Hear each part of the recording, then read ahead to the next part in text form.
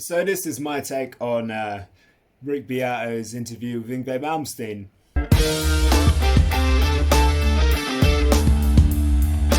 Yngwie, welcome. Yes. For the longest time, I heard there's a lot of theories that you hear, as years go by, that put, the thick strings give more this sustain or more this. It does not. Does not. Actually, big strings set to the correct tension do actually have more sustain. Does not. Okay. What does make the guitar more alive is high action. And my action on my guitar is really considerably high. I mean, most people I played it. have a lot lower than this. Yeah. And that, because the string, from here to there, the string looks like this. Elliptical, like this. So if it doesn't allow it to vibrate like it should, that doesn't only buzz, but it actually kills the tone. But if you want to bend from C sharp to E, like that for instance, why would you want to kill yourself? What's the benefit? No benefit about killing yourself. It's much more fun to play the guitar. There's no benefit. No benefit. Yeah. Okay, you also said that if you get a nick in your pick, you immediately throw it away. Yes, and that's because I do a lot of these. Like that type of thing. It's not sweep picking. It's a banana. Folks. Okay, explain that when you say it's not sweep picking. It's alternate, down, down, down, down, up, down. It's depending, because... It sounds exactly like sweep picking, though. It's not like this. Right. And all of this comes from me always playing with my ears. I heard something, like I heard a violin, something like that. It's not a guitar lick. Sounds a lot like a guitar lick, though, doesn't it? Right. And I just heard it from either Bach or Vivaldi or Paganini Pavarotti. or something, And the funny thing was, in the late 70s, there was 2 cassette speeds. 7 inches or 7 point something other inches, and a Technics and a Philips in the studio in a house. So it's like quarter note difference. Right. So I would record every day, and the next day I would listen to it and go, oh, that's good. It was a little bit faster. Okay. So incrementally, everything was getting faster and faster for me, saying, I'm not going to not be better or faster than I was yesterday. Remember, boys and girls, always play it faster than when you recorded it. Always. So you hear something from 1977 or something, I would play like that line, for instance. Remember to play your scales extremely loudly with tons of reverb and distortion. It would be faster and faster and faster and faster and faster. It's really crazy. But if there's at any point, if any thought comes into your head that is remotely thinking along the lines of, maybe I should play that slower, completely destroy that thought process. It will not help you. Long answer about the picking. I never thought about how I was holding the pick. Okay. I never thought about how I was dividing the picking Right. up, down, this, that, whatever. I never thought about how I did this. Nothing. There is actually a set way to hold your pick, and the trick is, right, I will share this with you, because Yngwie is too scared to share the secrets of guitar playing. But basically, you hold it like that, and then just don't drop it, especially if you have an acoustic guitar, in which, if you drop this in an acoustic guitar, you will never see this pick again.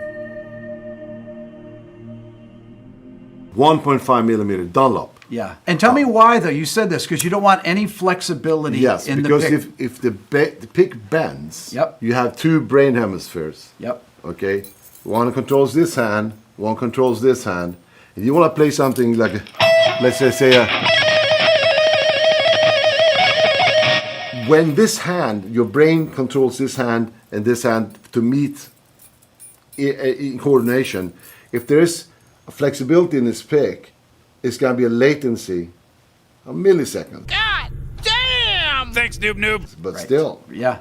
so every time your hand does this, it's going to be, And I realized that too. And in fact, I used stone picks for a while.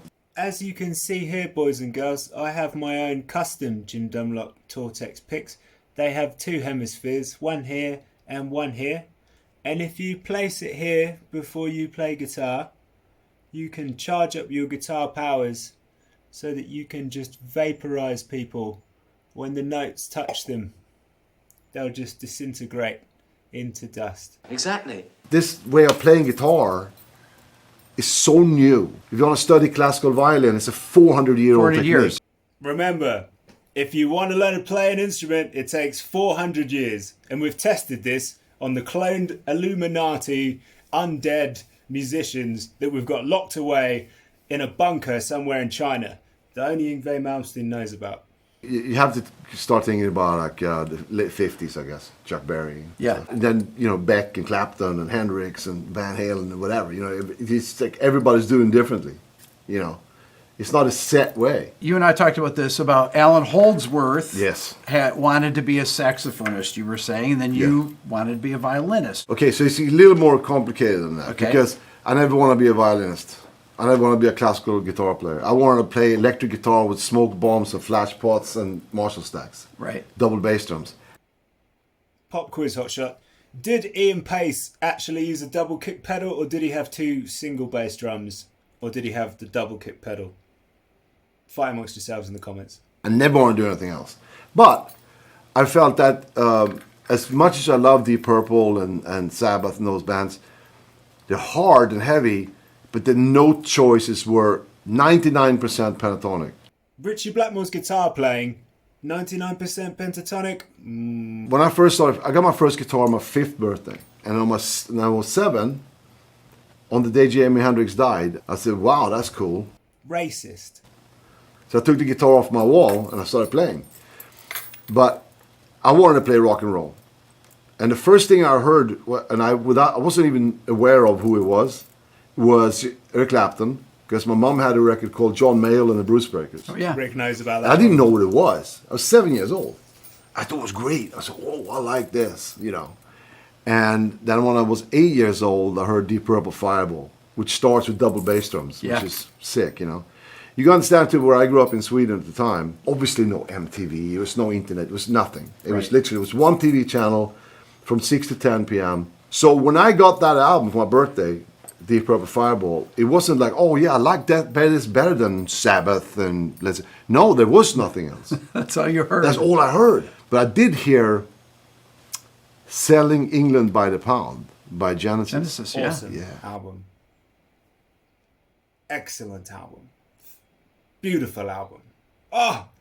And when I heard that, Yeah. I discovered something that's called pedal tones. Very slow. But still, you know, the Tony Banks. Yeah. So here's a little bit of music theory for you now. Pedal tones were actually invented by a scientist called Albert Hoffman, who was just cycling back from work one day, and he accidentally smashed into Chuck Berry. And Chuck Berry was on his way to be Elvis. There was a big court case. They said it was a hate crime. I think they found drugs on him as well. And then, Chuck Berry got thrown in jail. Whoa, this is cool.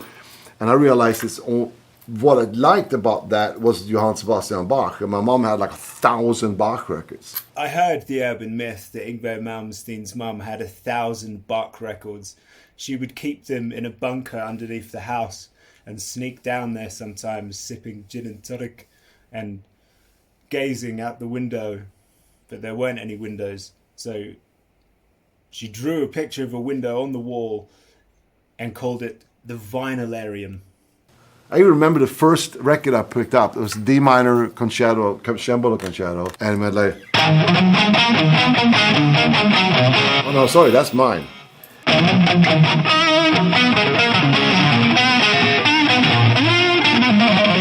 Something like that. Yeah. I love the sound of rock, the sound, you know, the stacks and the stuff like that. I don't want to play classical violin. Remember, classical musicians and classical artists were so good back in the day that when they wrote a song, they had to put the key signature in the name of the song title just so they could remember what they were playing, because it was that good. I figured that, you know, again, I never thought of it that way until so many people started analyzing. Yeah. It wasn't like it happened overnight, you know. I mean, I was freak